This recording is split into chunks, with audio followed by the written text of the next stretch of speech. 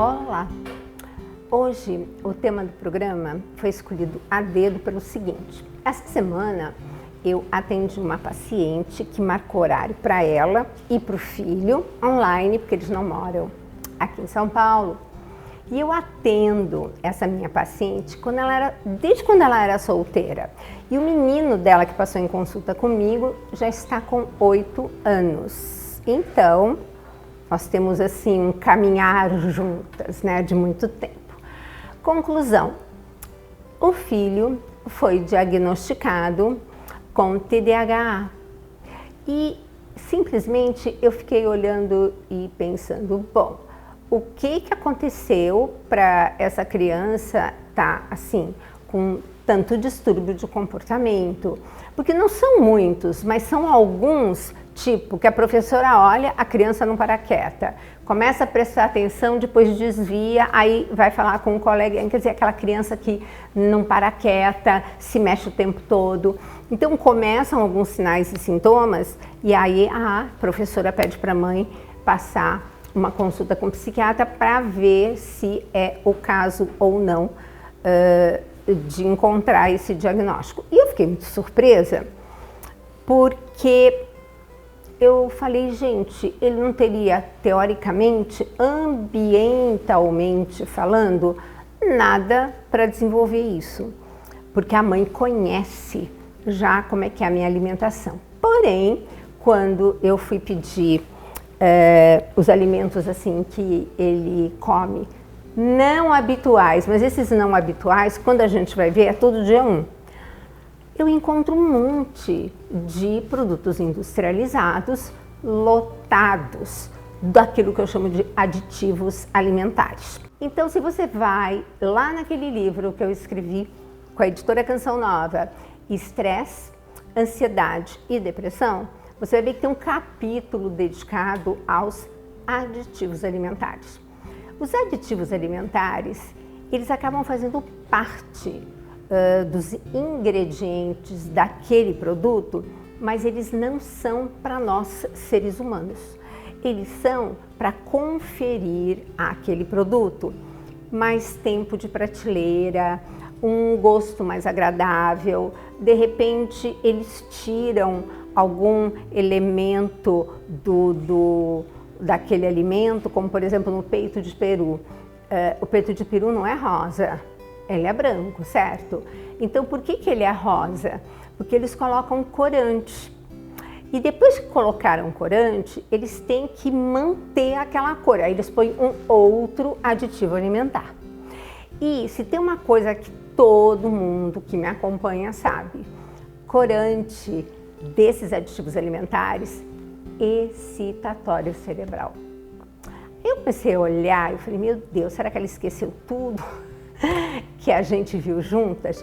Mas é que na verdade, depois de um tempo, tem casa da avó, tem casa da sogra, e aí a criança começa a tomar assim conta e tomar contato com alguns alimentos que ela até nem tinha hábito. Só que tem uma coisa que hoje eu achei pertinente estar falando com vocês e nós vamos falar disso a semana inteira. Quando uma mulher vai conceber um bebê e aí começa a formação do cérebro, tem estudos que mostram que crianças nascidas no verão têm mais tendência a apresentar um déficit de atenção ou hiperatividade do que outras. Tempo. Por quê? Porque na gestação ela já passou todo o inverno e geralmente a mulher gestante ela não toma, ela não se suplementa com vitamina D. As minhas, quando vão dizer que estão querendo engravidar, tem duas coisas que eu já mando tomar, vitamina D e aquele ômega chamado de DHA. Então, essas crianças nasceram no verão, mas não foram suplementadas na vida intrauterina pela vitamina D, porque a mãe não tomou. Então, por que essas crianças que nascem no verão teriam mais tendência a apresentar esse sinal e sintoma? É por causa disso. E uma outra coisa é que nós sabemos que todos esses aditivos alimentares, que eu falei que não são para nós, são para o produto, e lá naquele livro nesse aqui que vocês estão vendo, você tem a lista, tudo e principalmente onde você os encontra. Gente, não tem raríssimas são as empresas alimentícias que fazem qualquer coisa de industrialização de um alimento e que não usam uma lista deles.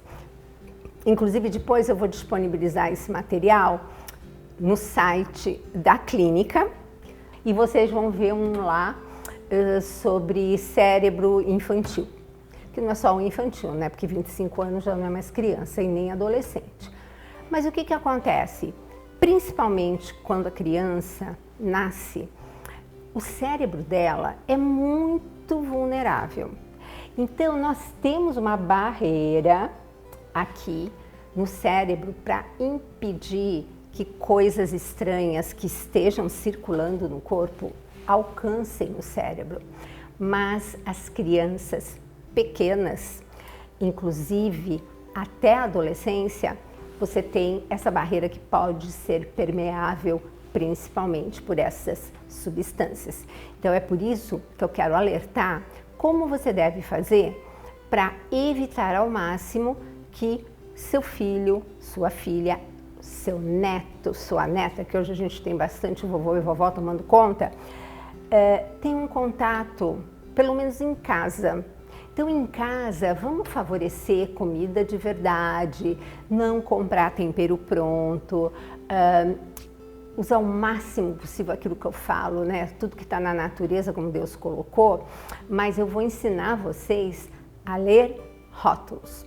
E vocês vão ver como vai melhorar a saúde, a atenção e o foco das crianças da casa ou da família, porque é impressionante. E criança tem a vantagem de responder muito rápido. Então, amanhã vou aqui falar dos aditivos alimentares, que muitos a gente conhece, e como você encontra no rótulo, e é aquela coisa, encontrou, devolve. É que nem prazo de validade, lembra que eu digo assim? Muito grande o prazo de validade do produto, menor é o seu, tá? Então, essa vai ser a tônica do nosso programa de manhã e eu aproveito para deixar aqui um beijo muito querido para todos os irmãos portugueses que eu sei que acompanham e adoram o programa Mais Saúde. Amanhã retornamos e depois você vai ter acesso a esse material.